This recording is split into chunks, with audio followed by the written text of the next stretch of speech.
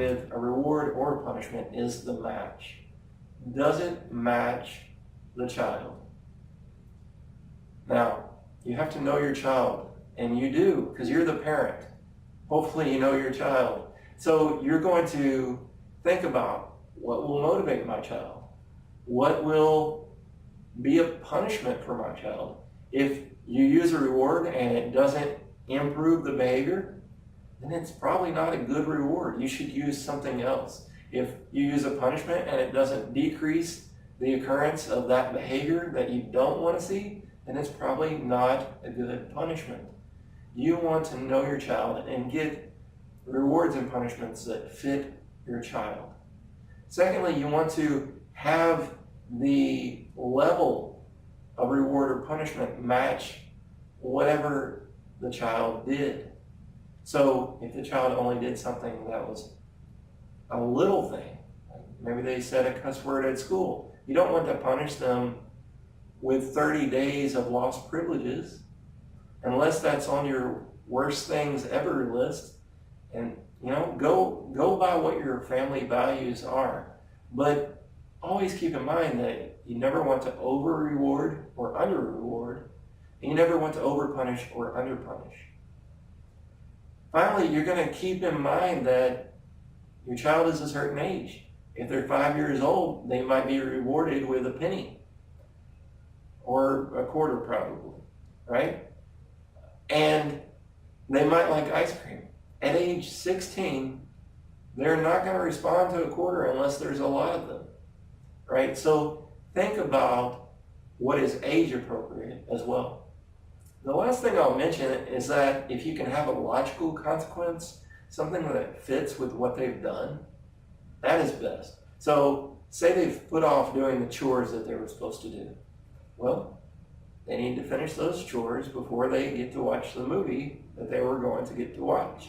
So they don't get to have their normal nightly routine of enjoying things until they've finished their chore. In this case, that's a logical consequence. Logical consequences can be really hard to set up because you don't always know what a child is going to do. So to the extent that you can plan it and you understand, here's what's typically going on with my child, then you can start to sort of predict what they might do and set up sort of appropriate rewards and appropriate punishments that are more logical and fitting to what was actually done. Setting up things ahead of time is extremely important. Set up your expectations, your limits for the child.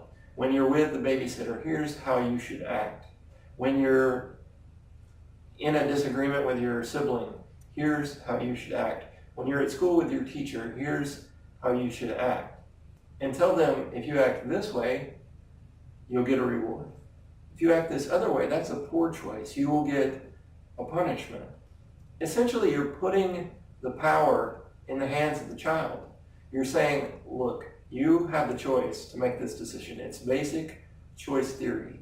Whatever you decide is what will happen. You can make a poor decision and you'll face a consequence, or you can make a positive, wise decision and show an appropriate behavior and you'll get a reward. You're putting the control and the responsibility on the child. A child may not be fully ready for this, but you're training them. Understand that it's a process, that you're going to work with them to help them improve their behavior, and they're not going to be perfect. Don't expect perfection. So I've talked a little bit about matching rewards and punishments. When you think of rewards, you want to be really strategic. Don't take away movie night and send them to the room where they have an Xbox and PlayStation and Netflix and Hulu waiting on them. Don't send them somewhere as a, quote, punishment when they're actually going to enjoy that. That's not a true punishment. And don't punish them with things that aren't going to work. Be strategic, think ahead, get to know your child, and watch what works and doesn't work. With rewards, at first, you're going to want to reward them consistently. Every good day at school you have, we're going to have a treat, ice cream cone or something. But that's not the real world. to be consistently rewarded for every good thing you do, for just acting how you're supposed to act. So after maybe a couple weeks, if your child is sort of doing better, say, here's what we're going to do now.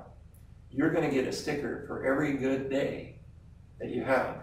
And when you get 5 stickers, then you get a treat or ice cream or whatever it is. Maybe a little bit bigger reward. But again, this doesn't break your bank. It's called a token economy, where the stickers are symbolic of a good day, and they represent progress towards the reward that the child will get.